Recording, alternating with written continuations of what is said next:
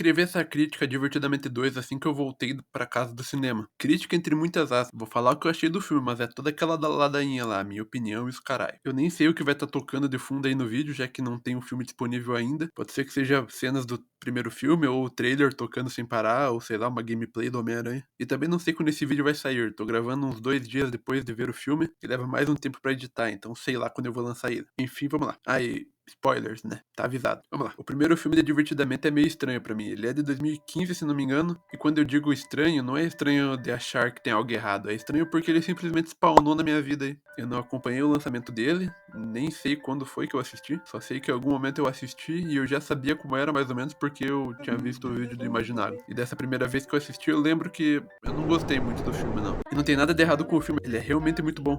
E eu gosto dele. Eu gosto da ideia de como eles foram criativos pra pensar em uma maneira tão maluca e funcional de como funciona a cabeça das pessoas. Quando eu digo que eu não gostei da primeira vez que eu assisti, eu quero dizer que o que não me agradou de primeiro foi o ritmo do filme. Depois dessa vez eu não sei ao certo, mas eu imagino que eu tenha reassistido o filme mais uma ou duas vezes ao decorrer dos anos, e se bem me lembro, o ritmo sempre me incomodou. Eu não sei o que tem lá, se é a montagem da cena, se é o roteiro, sei lá o que. Alguma coisa me faz ficar entediado com esse filme, mesmo eu gostando de muito mais coisa do que desgostando. E o que eu mais gosto é a mensagem dele, que na minha visão pelo menos, é que tem que rolar ali um equilíbrio de emoções na sua vida. A alegria aprende isso no filme e entende que a Riley não pode ser 100% feliz, nem 100% triste e tudo mais. Tem que ter um equilíbrio lá. Eu também gosto de como eles trabalham a falta de emoção da Riley quando a tristeza e a alegria ficam longe e tudo mais. E indo assistir ao segundo filme, o meu maior medo era que o filme fosse uma cópia do primeiro, porque a trama do primeiro se resume no quê? A alegria tá lá fazendo o que ela acha melhor pra Riley, só que desequilibrando a menina porque ela acha que a Riley tem que ser só feliz e é isso aí. Aí ela sai do posto de comando e vive uma aventura pela mente da Riley e aprende que ela não pode negligenciar os outros sentimentos, mais precisamente a tristeza, porque todos eles têm papéis importantes na vida da menina. Aí no fim eles voltam pro posto de comando e se entendem. O meu medo era que essa fórmula se repetisse, podendo ficar desgastado e bem manjado. E ficou.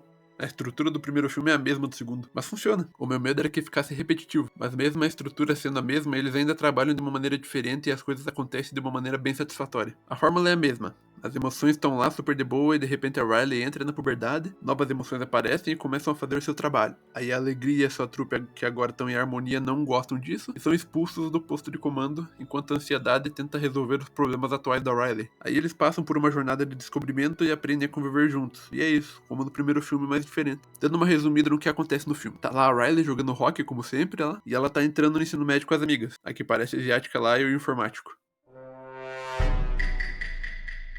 E elas são convocadas pra fazer um teste pro time da escola nova lá. Só que as amigas dela não vão pra mesma escola que ela. Aí elas estão indo lá só pra se divertir mesmo, só que a Riley quer entrar no time, porque só as mais foda entram no time logo no primeiro ano e tudo mais. E é aí que dá merda, porque é quando ela entra na puberdade e aparecem as novas emoções, que são a ansiedade, vergonha, inveja e tédio. A ansiedade é quem acaba tendo destaque aqui, porque o vergonha tem um papel ali na história, mas fica bem mais de lado. A inveja só serve pra auxiliar a ansiedade, mas tem menos relevância do que o vergonha. E o tédio passa o filme todo deitado ali mesmo. Eu nem acredito que esse sentimento devia se chamar tédio, sei lá. A ansiedade começa a fazer com que a Riley crie cenários na cabeça dela, convencendo ela de que seria bom ela entrar no time, como seria ruim se ela não entrasse. Pensando apenas nos próximos 4 anos e deixando de lado o último final de semana com as amigas dela. Aí a trupe da alegria não gosta disso, e a ansiedade, que é totalmente obcecada com controle e tudo mais, manda as outras emoções embora e reprime elas da Riley. Também foi introduzida uma parada lá que junta memórias específicas da Riley para definir quem ela é, e quem decidia quais memórias eram escolhidas era a alegria. Só que a alegria também fazia a Riley esquecer memórias ruins. Quando eu bati o olho nessa máquina eu já saquei que ia dar ruim. Você não pode simplesmente esquecer coisas ruins e fingir que não aconteceram. Basicamente essa é a mensagem do filme.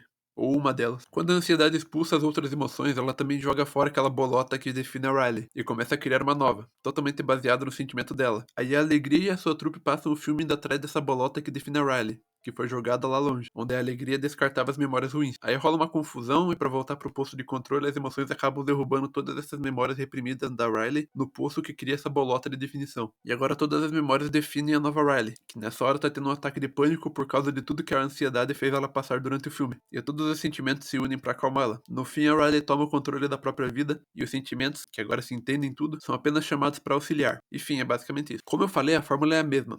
Tudo acontece de forma semelhante, mas isso não chega a ser um defeito, só torna tudo muito mais previsível. Mas também não tem muito pra onde fugir, vai fazer o quê? Vai matar a ansiedade? Não rola. Tem que conviver lá dentro. Mesmo seguindo a fórmula, eu acho que o filme funciona muito bem. Vamos aprofundar um pouco mais agora. Vamos começar falando da Trupe da Alegria. Agora eles são tudo brother e trabalham junto cuidando da Riley, e isso é muito legal. Eles se dão bem, mas assim como no primeiro filme, quem é relevante aqui mesmo é a alegria e a tristeza. Mais a alegria mesmo. Ela que passa pelo filme todo tentando ser positiva mesmo com tudo dando errado. E quando ela desiste por alguns instantes, realmente tem um peso legal. Ela não sai muito do que era no primeiro filme, o arco dela não é muito diferente não. Ela continua sendo a emoção principal da Riley e é a líder da trupe ali. E no fim ela aprende a conviver com as outras emoções, assim como no primeiro filme. A diferença aqui é que ela larga um pouco a mão do controle, sendo mais aberta às outras emoções. A ansiedade eu acho que é o grande destaque desse filme. Eu gostei bastante de como trabalham ela, sendo basicamente uma maluca por controle, planejando cada movimento e cada possibilidade para tomar uma decisão. Às vezes é até exagerado, mas eu acho que funciona muito bem. Ela toma o controle completamente da Riley durante o filme e faz a menina ficar maluca. Ela começa a trocar as amigas dela de infância pelo grupo das populares porque a ansiedade acredita que é o melhor pro futuro. E a ansiedade tá tentando realmente garantir o melhor futuro possível pra Riley, mas ao mesmo tempo não tá enxergando que tá acabando com a menina. Ela não dorme mais, fica pensando em tudo o tempo todo e mal consegue se concentrar no que tá fazendo. A ansiedade em certo momento começa a destruir a Riley para criar uma nova, jogando a parada lá que define ela fora e começando a criar uma nova, só que dessa vez totalmente surgida da ansiedade, o que vai aos poucos detonando a menina. A alegria queria mais uma vez que a Riley fosse o mais feliz possível, e por isso ela reprimia aquelas memórias ruins e plantava na mente dela apenas as que ela julgava boa o bastante para que fosse uma das que as definisse. A ansiedade, quando tomou o controle, fez algo semelhante. Ela queria que a Riley tivesse o melhor futuro possível, pensando em tudo em todos os cenários, e plantou as memórias que ela mesma gerava, fazendo com que a definição da Riley se baseasse apenas em ansiedade. No fim do filme,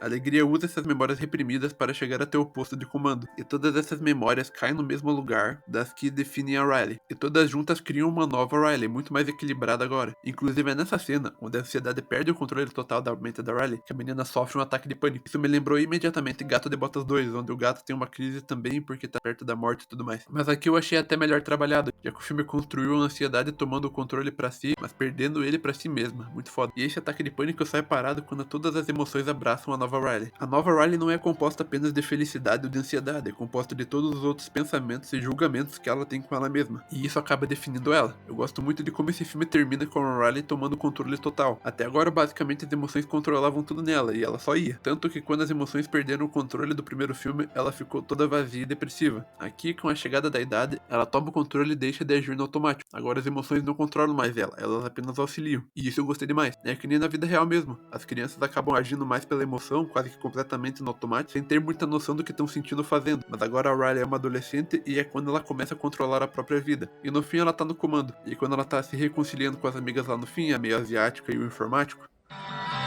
ela tá se reconciliando sozinha. Quando ela precisa de uma emoção, ela chama pela alegria. Muito foda, tá maluco? Inclusive, parabéns pra quem tá dirigindo e editando esse filme aí, porque soube passar muito bem o sentimento certo do filme. A cena do ataque de pânico da Riley é muito boa, não só porque você entende como as coisas chegaram ali, mas também porque você tá sentindo aquele pânico com ela, de certa forma. Eu assisti o filme com dois amigos e os dois relataram que naquela cena estavam se sentindo desconfortáveis também. E eu acho que isso se dispersa pelo filme todo. E é isso que tem que ser feito mesmo. Cinema é uma arte, tem que passar algum sentimento. E aqui passou bem demais, tá maluco? Ótimo trabalho. Duas palavras. Parabéns.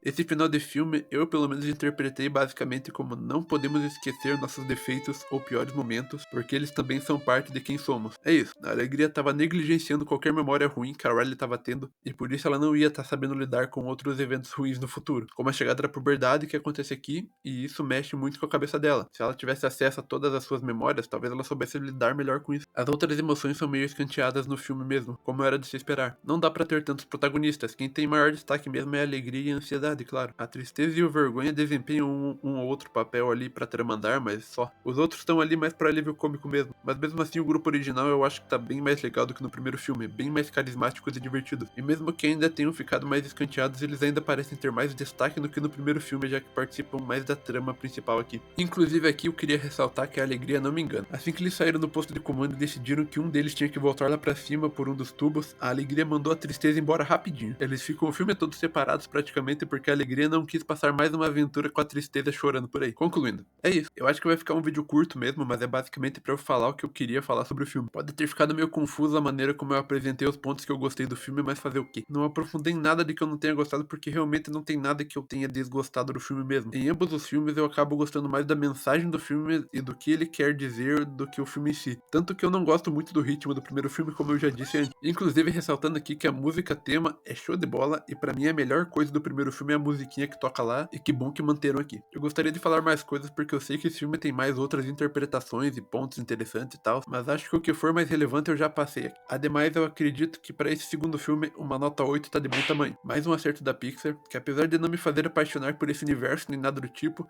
ainda me faz muito alegre com o que é entregue e como é entregue. A pergunta agora é: Divertidamente 2 é melhor do que o primeiro filme? A resposta é: depende. Pra mim sim, mas no caso é porque o primeiro filme é um tanto chato pra mim. Acredito que seja o ritmo dele que não me agrada. E um tanto das emoções também. Foi mal, mas se eu bem me lembro, eu achei a alegria e a tristeza um tanto chatas no primeiro filme, e as outras emoções eu nem me importei porque não tem relevância. O que faz eu gostar mais do primeiro filme é a criatividade dele e toda a mensagem que ele passa e como ele passa essa mensagem. E é por isso que eu acredito que ele seja tão amado e bem lembrado como um dos melhores da Pixar e tal. Só por isso mesmo, porque se fosse pelo resto, aí sim eu ia ficar puta. Triste, na verdade, porque não ia ter o que fazer. Pode ser que eu ache isso porque eu assisti o primeiro filme há muito tempo e se eu reassistisse agora eu fosse gostar mais? Pode ser. Talvez em outra hora eu assista de novo e faça outro vídeo. Bom, dito tudo isso, pra mim, Divertidamente 2 é melhor que Divertidamente 1.